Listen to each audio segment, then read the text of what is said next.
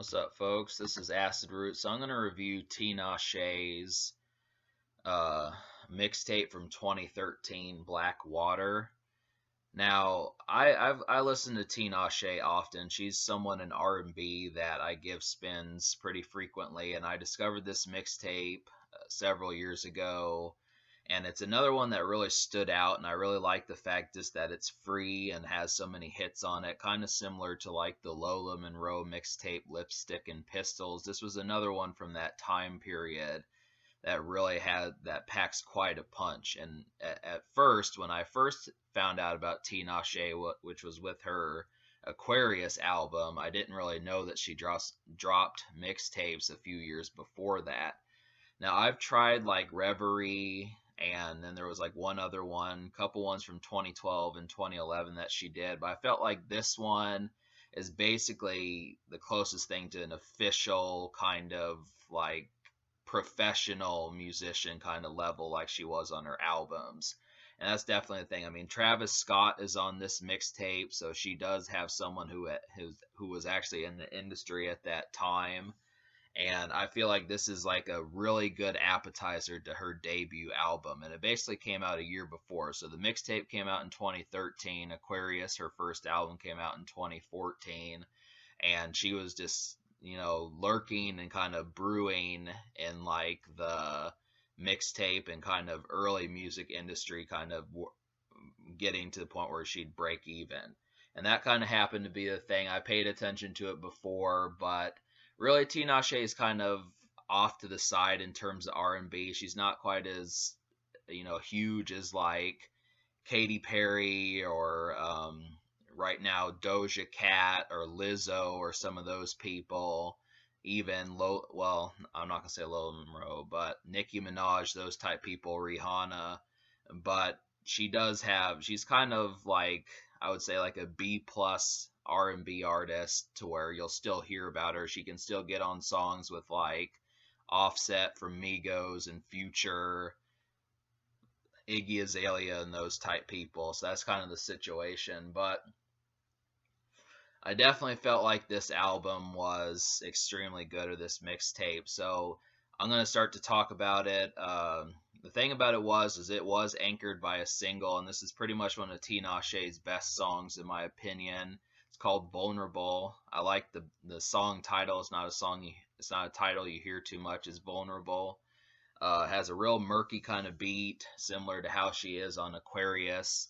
And a lot of Tinashe's music around this time, 2013 and 2014, is kind of watery and wavy, and this feels like a real, just kind of fluid kind of feeling to it. I mean, she did that in her first couple years, and a lot of it just sounds like you're just playing some of this stuff through Spotify. Just have like a complete R&B playlist. It just kind of seeps into the other. Drake kind of did that for a while. The Weeknd kind of did that style, just streaming kind of playlist type stuff. So that's where that is.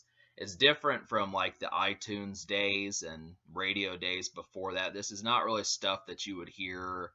I would even say you probably wouldn't know that well in terms of like Pandora and stuff like that. It'd be more like Spotify and Tidal and whatever, Apple streaming, whatever that's called, those type things. So, but I wouldn't expect Tinashe to really be on the radio or the other stuff that I mentioned. But so yeah, Vulnerable is a real hit. Like I said, it's one of her best songs. The melody is good, the singing's good on there. Travis Scott fits the song. He does a good job, considering that him on that song came out before he had put out his first album, which I think was Rodeo, even before he started doing mixtapes too much. But yeah, it was just a nice touch. I probably would have liked that song even if I had heard it when it first came out.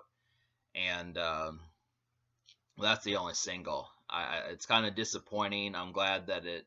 I guess if there would have been more singles, the mixtape probably wouldn't have been free, because most of the time they'll give you like a freebie and then you have to just like the rest yourself. But if I would have picked a second single, I probably would have picked Secret Weapon. I think that probably could have charted. That's extremely good also.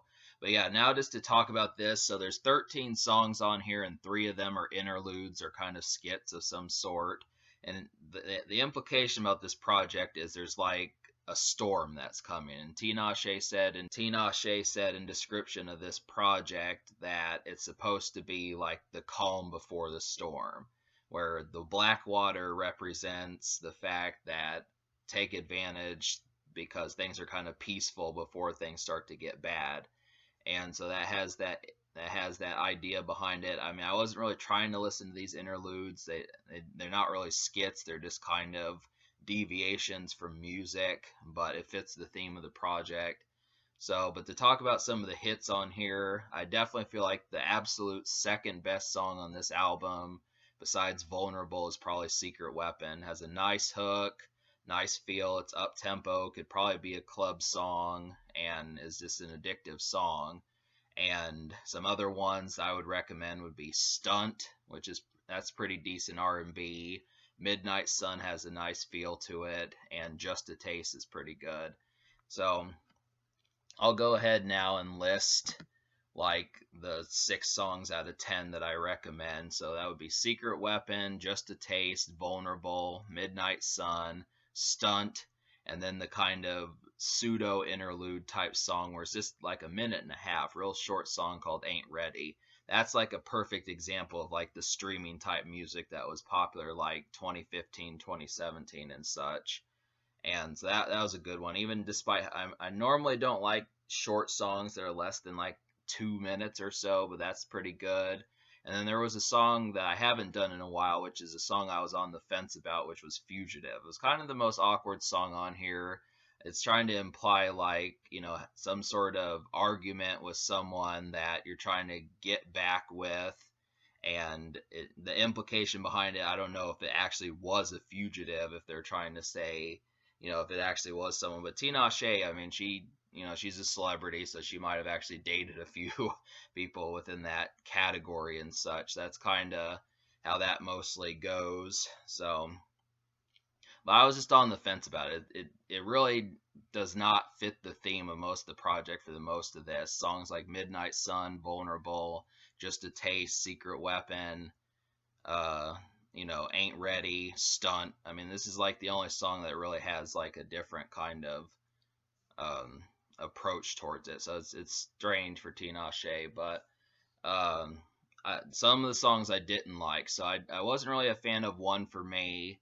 I didn't like the production on that, and the melody just didn't match up with it. And Black Water was kind of an awkward one.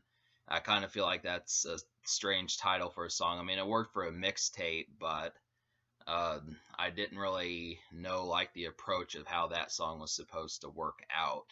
So I mean, it was kind of messy. I mean, really, most of the time, Tinashe kind of gets like the theme of the song, and it's either up tempo or kind of stream ready or something like that. But it just kind of felt more messy and less.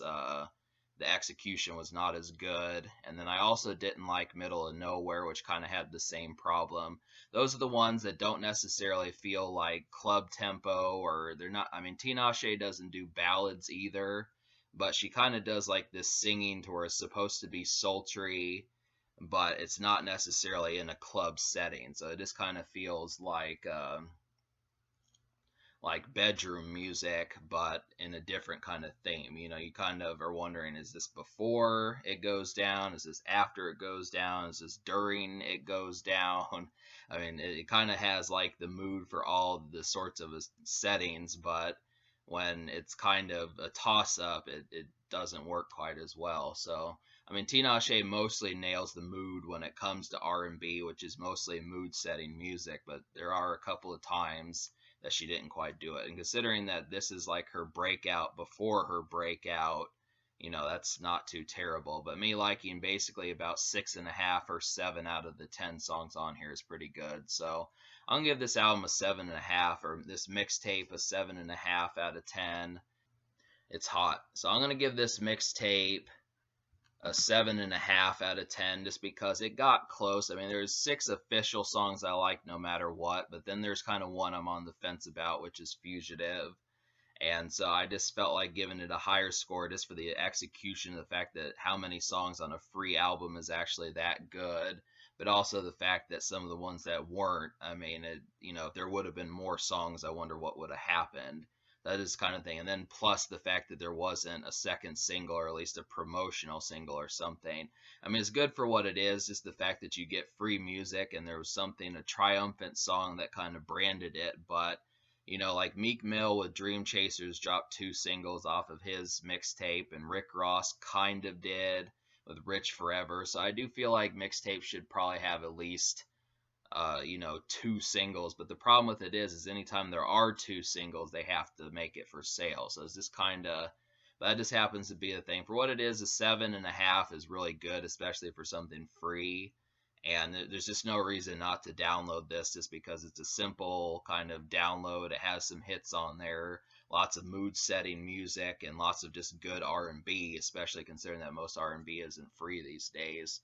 So it's relevant. It's relatively recent, being in late 2013 or 2014 or so, and it has hit potential on there. So there's good enough. I mean, Travis Scott's the only guest, but it's still good for Tinashe on her own. She does do it most of the time. So the social score gets like a 6, just because Vulnerable was such a good song. But like I said, that's about the only promotion on here.